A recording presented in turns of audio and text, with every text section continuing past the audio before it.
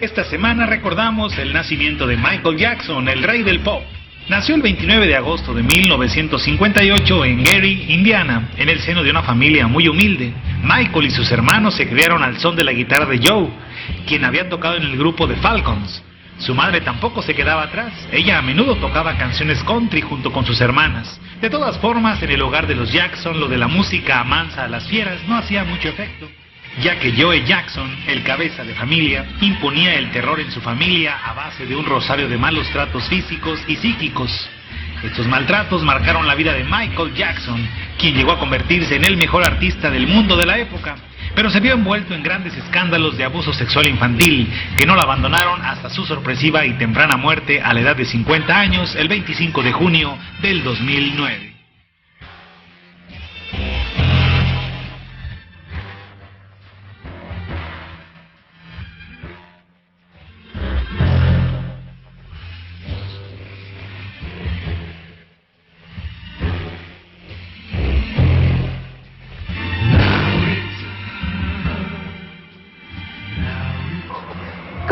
¿Cómo le va? Muy buenos días. Bueno, después de tantos días, por fin estamos de regreso. Gracias a su paciencia y sobre todo gracias por permitirnos salir de vacaciones y darles a ustedes un par de semanas de vacaciones durante las cuales pues descansamos, disfrutamos a la familia en pleno, pero estamos de nueva cuenta.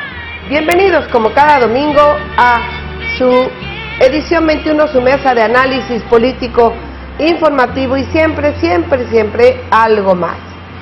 Les agradezco a nombre de quienes conformamos Grupo Informativo 21 que nos acompañe a través de la señal de Telesistemas Potosinos de Canal 21. También a quien lo hace vía internet www.livestream.com/E21 Río Verde. Muchísimas gracias.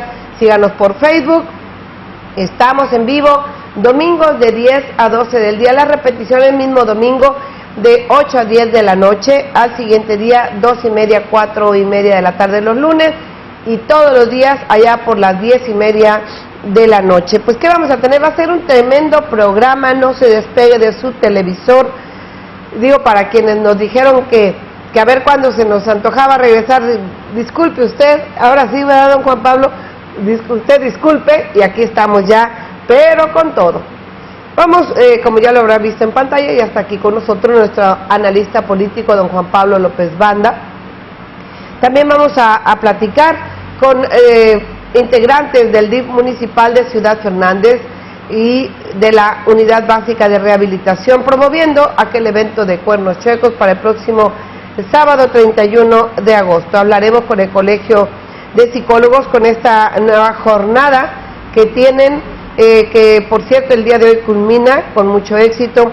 Platicaremos con el integrantes del Heroico Cuerpo de Bomberos de Río Verde, Asociación Civil, para pues preguntarles acerca de la conmemoración que se hizo el día 22 de agosto, se celebra el Día del Bombero.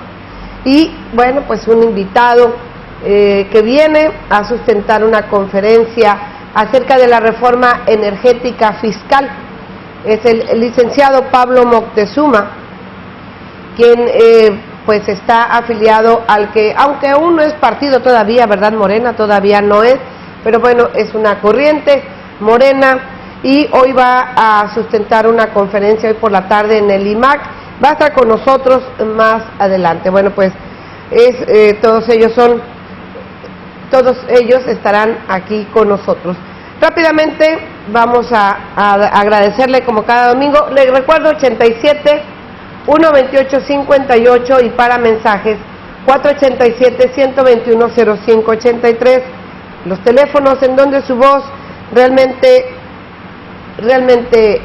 llega a los medios de comunicación. Y vamos a iniciar como cada domingo con don Juan Pablo López Banda. Oiga, pues merecía las vacaciones, don Juan Pablo. Sobre todo para el auditorio. Para ellos, ¿verdad? Que descansaran de nosotros. Que algunos le recetaron las repeticiones los 15 días y no tanto. Qué pena. Bueno, se la aprendieron, se aprendieron de memoria. Don Juan Pablo, pues, usted sabe, tenemos esta importante visita en el estudio del señor Barragán, Moctezuma Barragán, quien estará platicando acerca de la reforma energética. Es un tema que preocupa y ocupa a es un los hombre mexicanos. Estudioso del tema, sobre todo muy preparado, enterado, y experiencia propia por su familia, que siempre han estado relacionados. Su señor padre, creo, es el constructor del edificio de Pemex. Ojalá y tenga oportunidad de preguntarle sobre aquel incidente de la explosión, que decían que algunos decían que era atentado, otros dijeron que fue en enero, ¿verdad? Una explosión por acumulación de gases, y él, como hijo del constructor, puede decirnos o explicarnos a lo mejor si realmente fue una explosión o un atentado. Pero bueno, el tema es la reforma energética, que va cubierto, aparentemente sale nada más la reforma Pemex, sobre la intención del gobierno, una vez más, ya lo intentaron otros gobiernos anteriores, al servicio de la derecha, al servicio del capital transnacional sobre todo. Bueno, en este segundo intento, que yo le llamo el segundo capítulo, iniciado por Carlos Salinas de Gortari y ahora continuado por Enrique Peña Nieto, en ese afán de invitar al gran capital a ser socio de las empresas que durante años y por decreto basado en la Constitución, establecido en la Constitución, son de los mexicanos, y únicamente el Estado puede participar en la explotación. En este caso sería el petróleo y también la electricidad, que yo digo me llama la atención cómo están encubriendo el objetivo. En el fondo es abrir las dos ramas de la energía, tanto el petróleo como electricidad, que ya en el caso de la electricidad ya ha sido cedido y ya existe capital extranjero en ese rubro, de tal modo que lo único que van a hacer o pretenden hacer es reformar la Constitución, modificar el 27 y el 28 para darle cabida legal a la participación del gran capital, que, como le digo, ya está establecido, ya han invertido, ya participan en algunos de los aspectos del proceso de producción, en este caso de Pemex, de tal modo que el gobierno intenta darle la segunda parte de lo que iniciara en aquella época modernizadora que inició Carlos Salinas de Gortari cuando privatizó, ¿sí?, en la banca, por ejemplo, la telefonía. Y bueno, nosotros no tendremos que ahondar mucho en la experiencia y saber si es positivo o negativo, aunque el gobierno gasta miles de millones de pesos para convencer a los mexicanos que su acción es legal, sobre todo, y además tiene un objetivo positivo de traer un beneficio a este país. Sin embargo, bueno, la experiencia es la que nos debe demostrar, para no ahondar en discusiones de tipo político que se da, por qué los partidos están inmiscuidos, ¿sí?, y las posiciones se polarizan. Parecen hasta aves de rapiña, la verdad. Tendremos que ir a los resultados. ¿Qué ocurrió cuando se privatizó la telefonía, por ejemplo? Recordemos aquella campaña en medios en contra de Teléfonos de México, donde le exhibían como ineficiente, como costosa, como burocratizada, algo muy dañino, y prepararon el terreno por medio de la publicidad, y entonces vino la privatización y se entregó a empresarios particulares, entre los que destacan Carlos Slim, pero va asociado con otras empresas transnacionales de Europa y sobre todo de Estados Unidos. ¿Qué es la consecuencia de aquella privatización? Bueno, pues que pagamos las tarifas más caras del mundo, que no tenemos un servicio muy eficiente, que digamos, que los mexicanos nos sale más caro ahora, después de la privatización, más sin embargo, bueno, siempre se manejó que era un acto de buena bondad y buena intención del gobierno. ¿Qué experiencia nos dejó cuando se privatizó la banca? Bueno, pues tenemos una banca que nos cobra por todo, por guardar nuestro dinero, por avisarnos, por decirnos cuánto tenemos. Si usted consulta el saldo, ¿sí?, nos cobra por los servicios que deben ser gratuitos. Y por expedir cheques para sacar tu dinero. Exactamente. Las altas tasas, si usted solicita un crédito, las bajas tasas que le pagan cuando usted va y deposita, usted les lleva $1,000,000 de pesos y le dan más de 100 pesos o 200 pesos, pero pídale $1,000,000 de pesos al banco y verá cuánto le cuesta. De tal modo que esos servicios, esas bondades que ofrecían cuando se privatizaron estas empresas, quedaron en la publicidad y en el efecto de convencer a la sociedad para que los avalaran o no se opusieran al menos. De tal modo que ahora que nos hablan de las bondades de la reforma energética y el deseo de abrirle la puerta a la inversión extranjera, ¿sí?, pues nos pone en riesgo de que mañana, pasado, en futuro, la seguridad del país incluso, porque las compañías transnacionales no solamente se meten a invertir, se meten también para influir en la política. Vea el caso de Venezuela, que son los que patrocinan a los opositores del gobierno establecido. Vea en otros países, en Irak, por ejemplo, donde las compañías transnacionales contratan gente para politizar aquel país y moverlo, incluso alentar grupos opositores al gobierno cuando el gobierno pretende incrementarles los impuestos o llegar a acuerdos más ventajosos para el país donde se genera o donde se explota el petróleo. De tal modo que el riesgo para el país es mucho, que realmente no vale la pena. Y sobre todo, cuando ya está dicho, Pemex está considerada entre las 10 empresas más rentables, en las 10 empresas petroleras más rentables del mundo. Está en una lista donde aparece dentro del número 34 en su capacidad de producción. Pemex tiene garantizado en nuestro país, tiene producción y reservas para los próximos 30 años, ¿sí? No necesita, como se dice, explotar los mares profundos, tampoco, las aguas profundas. No necesitan lo que se está ofreciendo como una necesidad, mas sin embargo los objetivos, los intereses que mueve esta industria, que son muy fuertes, ha hecho que muchos políticos al servicio de estas empresas nos presenten un escenario muy diferente como algo bondadoso, como algo que nos va a traer un beneficio y que dentro de 15 o 20 años sufriremos las consecuencias, como ahorita actualmente estamos sufriendo las consecuencias cuando se privatizó la telefonía y cuando se privatizó la banca. Recordemos aquel FOBAPROA inmenso de fraude que pagamos los mexicanos. Creo yo que no hay mucho ya que decir en ese sentido. Mi posición, en lo personal, yo considero no se debe de dar la reforma. Sé que se va a dar porque el gobierno tiene capacidad. Es nada más pura alaraca, ¿no? Tiene la capacidad de manipulación.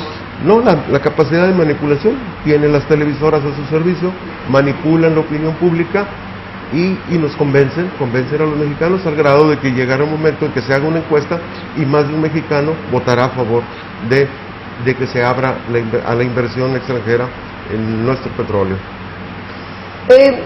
¿Qué opina usted, don Juan Pablo, de la imagen de Lázaro Cárdenas que han pretendido o que han utilizado para decir, bueno, este hombre ilustre, presidente de nuestro país, inició un gran trabajo, claro, y Peña Nieto le da continuidad? Sí, porque están tratando de ver cómo lograr esas imágenes, ¿no? Aunque en realidad, como se lo dije al principio, es el segundo capítulo de Carlos Salinas de Gortari, sí, no es el segundo capítulo de Lázaro Cárdenas, que no se confundan las cosas, que están utilizando una figura histórica para envolver, ¿sí?, y hacer más aceptable la postura o la intención del gobierno, y no propiamente del Estado, sino del grupo que está enquistado en el poder, que está al servicio del gran capital. De tal modo que eso es parte de una estrategia mediática, ¿sí?, para convencer a los mexicanos. ¿Para cuándo?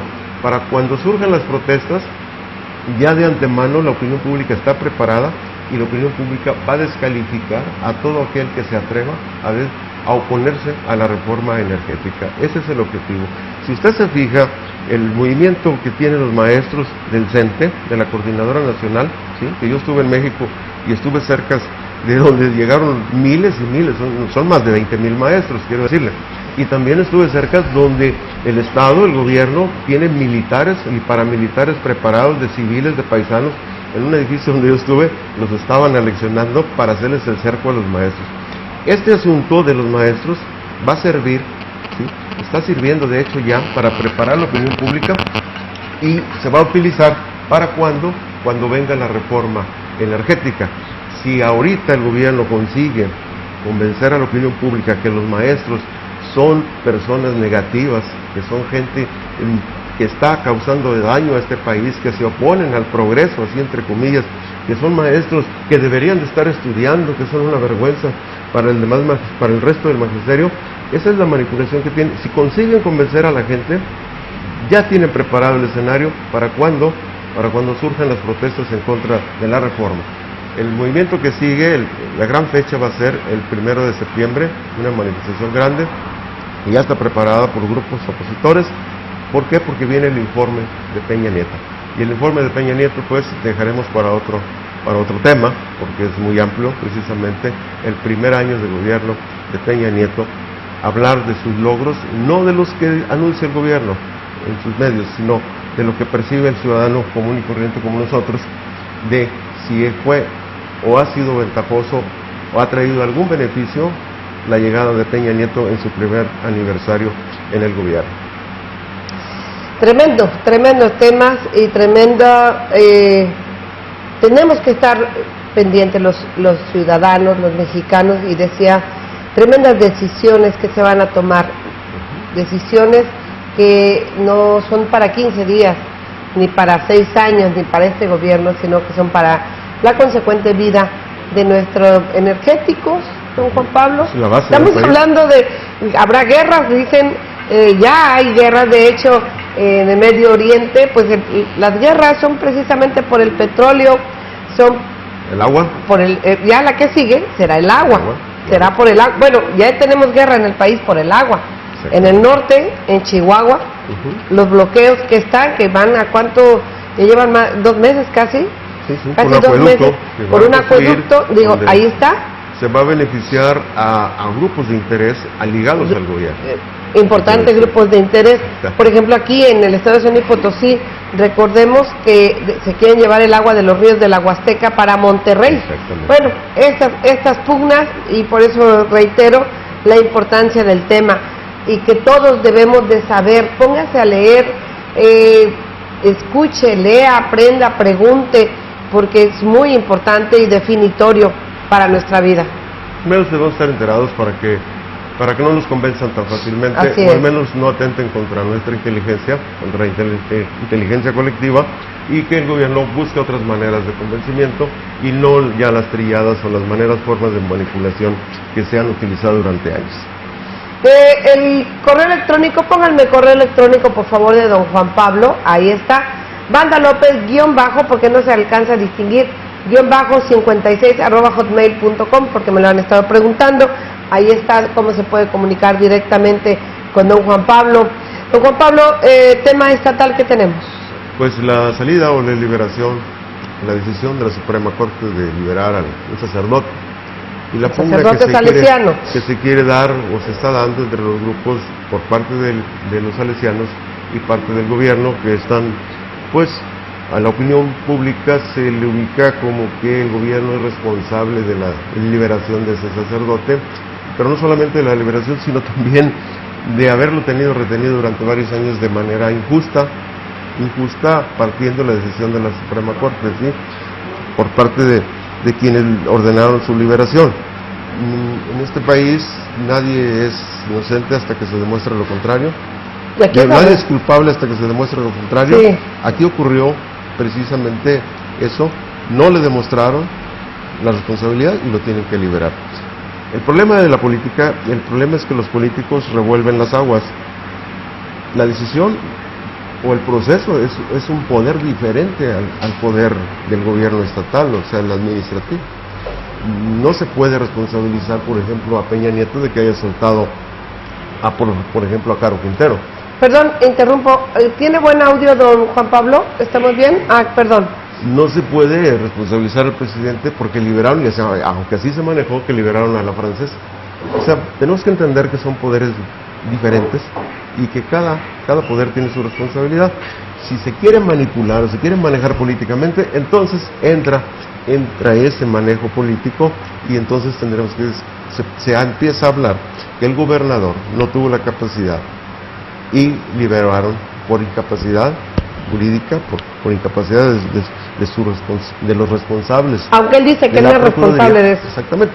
Yo considero que no, porque quizás el expediente no fue en su tiempo, ¿sí?, y la elaboración de lo que integración del expediente. Pero sí era el defensor, abogado defensor, el que hoy en día es secretario, el abogado defensor. Usted menciona al señor Cándido Ochoa. El señor Cándido Ochoa. Era el abogado defensor del padre salesiano, se me fue el nombre, y Cuando entra dice, entrégate, en 15 días te saco, tú no pasa nada, bla, bla. Después el procurador de justicia ejecuta, lo aprende, y ahora siendo secretario de gobierno, sale. A mí, a donde me quedan dudas de esas expresiones que ha hecho el gobernador, también en referencia a un joven ultimado por los golpes, muerto por los golpes que le dan unos policías estatales, y para aparecer algún culpable, entonces lo golpean y dice, bueno, cantinflea, se murió porque venía del mismo mal, que padeciendo, bueno, cayendo se murió, muriendo se cayó. O sea, además dice, yo no soy el responsable. Cuando se toma protesta, cuando ellos toman protesta, bueno, pues extienden la mano lo más recto y juro cumplir y hacer cumplir la ley. Y de lo que ellos vengan. Claro.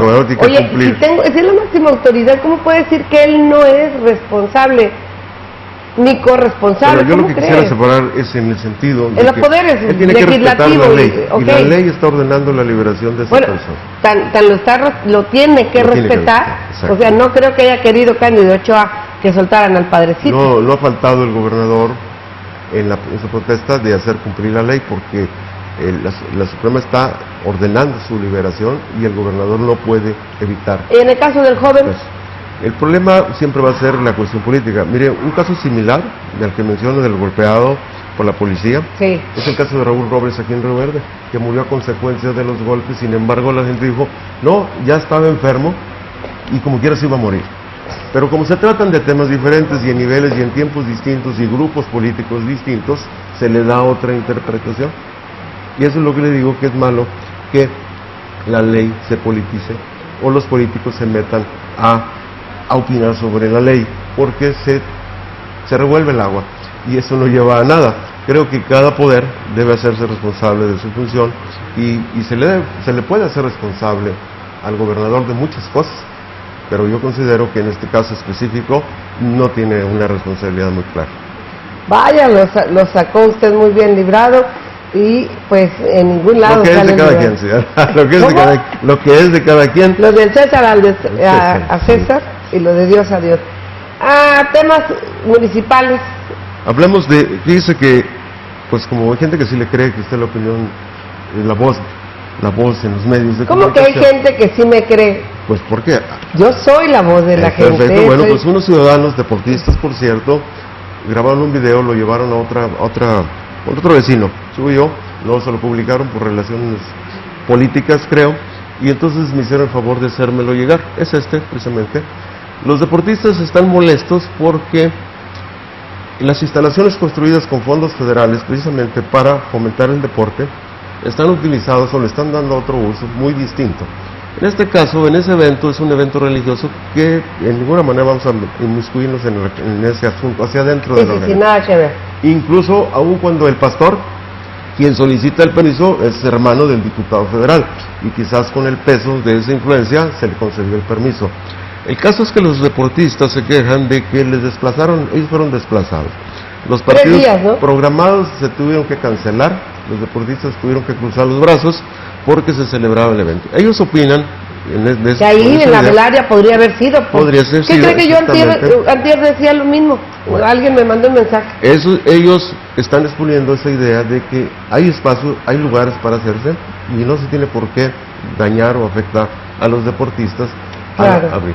Bueno, pero el fondo de esto es que las personas que grabaron, un hombre y una mujer, fueron acusados y llegó la policía, llegó el capitán Sandoval. No pudieron, poquita gente. Exactamente, no tenía caso el espacio. O sea, ellos dan el ejemplo de que sí se podía hacer el evento. Cabían allá. Exactamente. Bueno, el caso es de que por haber grabado ese video, llegó la policía, los detiene, forcejean para quitarle la cámara, ¿sí? El capitán ordena a un elemento que se lleve a la dama, textualmente dijo, la madre, allá al fondo, le quiten la cámara, no pudieron, la mujer se resistió. ¿Quién ordenó? El capitán Sandoval, a un elemento femenino, y entonces la llevaron detenidos. Los esposaron delante de los niños, llorando, los trasladaron a la comandancia, allá revisaron el video, Una licenciada, que no mencionan el nombre, determinó que no había delito que perseguir, que no había razón para que fueran detenidos y fueron liberados. Ese es el caso. Y el tema a mí me llama la atención porque lo más seguro, señora, es que este año, otra vez, el ayuntamiento decida que la feria anual se celebre en ese mismo lugar. Aún no se rehabilitan los destrozos que causó la feria, el evento, el año pasado en esas instalaciones. No se han reconstruido todas las instalaciones y no se han reparado y ya está la feria en puerta, ¿sí?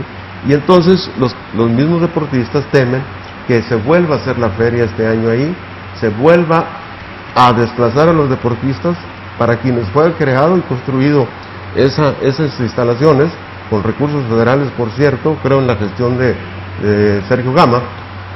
Y entonces el temor de ellos es precisamente que se vuelva a celebrar y van a ser desplazados. ¿Qué es lo que ocurre? Bueno, ellos van a acudir con un regidor que debe cobrar muy buen salario, creo que es un doctor dentista, que es el regidor de deportes, y van a pugnar para que él, como regidor, lleve un punto de acuerdo al cabildo y se establezca ya que no se va a permitir, que no se vuelva a autorizar a ninguna asociación o a otro grupo distinto que no sea el deporte, el uso de esas instalaciones.